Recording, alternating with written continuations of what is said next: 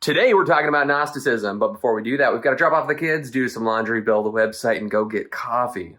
Let's do it. David,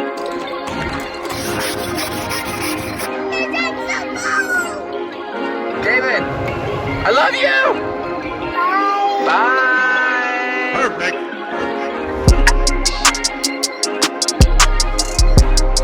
Website time.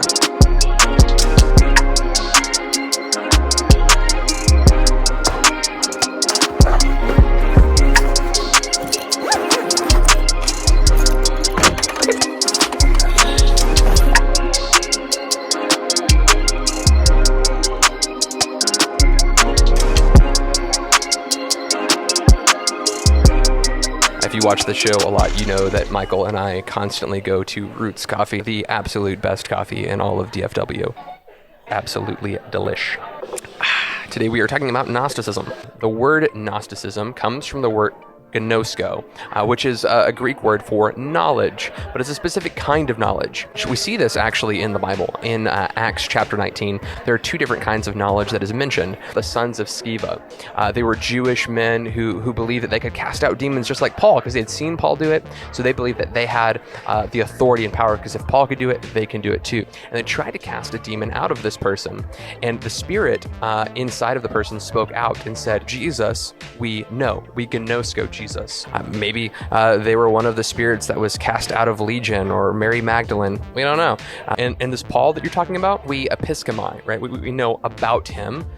But who are you? And it's a crazy story. They jump on the sons of Sceva, they beat the trash out of them, and they run out of the house naked. So it's a crazy story. So there's different words for knowledge in the Bible, like there's different words for love. When we talk about Gnostic knowledge, we're talking about a personal, relational interaction sort of knowledge. There's different kinds of knowledge, right? If I were to say, I know the Dallas Cowboys, you would assume that when I say I know the Dallas Cowboys, you mean that I know things about the Dallas Cowboys. But if I were to say, I personally know the president of the United States, you would think, oh, Josh has somehow met him. He's come in interaction with him. He shook his hand. He's talked to him before. So when we say Gnostic or Gnosis, we're talking about a specific kind of knowledge. And this is what the Gnostics are claiming. They're saying that all of the Christians, they episcomai, they know things about God, but we actually know him. We know him personally.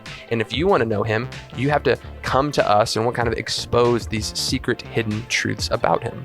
They would take Christian stories, they take Christian characters, they take Jewish stories and Jewish characters and kind of rewrite the story. One of the things that Gnostics teach, and that's what we're primarily going to talk about today, the Gnostic worldview is actually that the God who created the heavens and the earth is evil and maniacal.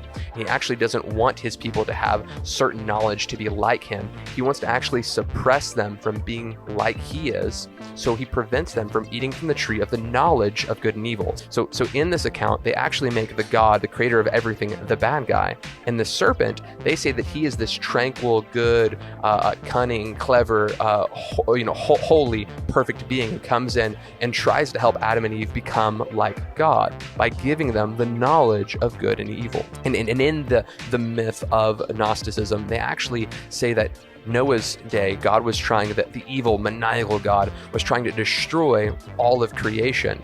And the good, that same God that visited them in the garden in the form of a serpent, actually helped them build a boat to keep this secret knowledge alive. So the Gnostic tradition is a horrible heresy that rewrites the gospel. This is just one of these Gnostic teachings. Hopefully in coming episodes, we'll be able to talk about other teachings about Gnosticism. For example, how the material world is evil, and the different ways that we can come to this secret knowledge.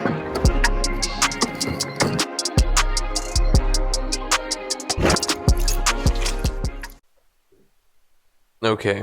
Let's do this. We're going to wrap it up. So in 1 Timothy chapter 1, we see this. He says, I urge you, when I was going to Macedonia, remain in Ephesus so that you may charge certain persons not to teach any different doctrine, nor to devote themselves to myths or endless genealogies, which promote speculation rather than the stewardship from God that is by faith.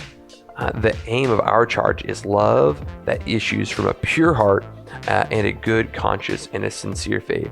Certain persons, by swerving from these, have wandered away into vain discussions, desiring to be teachers of the law without understanding either what they are saying or the things by which they make confident assertion. So here in the text, Paul is saying that there are individuals who are looking to genealogies, there are people who are looking to myths, people who are looking to these things that aren't certain. Right? We have certainty in our faith because God has made himself known through the Old Testament in the person and work of Jesus Christ, through Christ's doctrine that has been disseminated through his apostles. And in these apostolic teaching is what we have access today in our New Testament scripture. So let's wrap this up a little bit. Let's put a nice bow on this. When we're talking about Gnosticism, and specifically what we've discussed today about the myth of Gnosticism, there's so many different aspects of it where we'll take a passage like the woman with the issue of blood, or the child who was 12 years old, or Judas being the 12th apostle, and they'll spiritualize these to talk about all of the different gods or eons. I mean, the words that they use to describe their myth is just, it's absurd. And Irenaeus, when he's writing through, he says that Valentinus, who's one of the leaders of this movement, has really just created this ridiculous vocabulary to talk about his myths. When we look to the Old Testament or the New Testament and we find ways to allegorize it, certain people have swerved from the faith, and we should be careful. God has spoken. And many times, in many ways, through the apostles, but in these last days, he's spoken to us through Jesus Christ. And Christ has come and has made himself known, has made the Father known. And if we want to know God, we need to look no further than the person of Jesus Christ. So I want to wrap it up. Hope this video has been a blessing to you. If you want to see more videos like this, go into the comment sections and say, hey, we like the vlog style. Let's keep doing this. Now, if you guys want us to stick with the theology and interviewing pastors and teachers, we totally get that too. If you want more videos on Gnosticism that are kind of vlog style like this, I'd love to go through them. So go ahead and put a comment section, say yes, more please, and we will continue to provide this content for you. In the meantime, make sure to like and subscribe this video, because by doing so, you help us stay here on YouTube. We've got a lot of really exciting content coming down the pipe and many more interviews in the coming months. So make sure to like and subscribe for these kinds of theological conversations.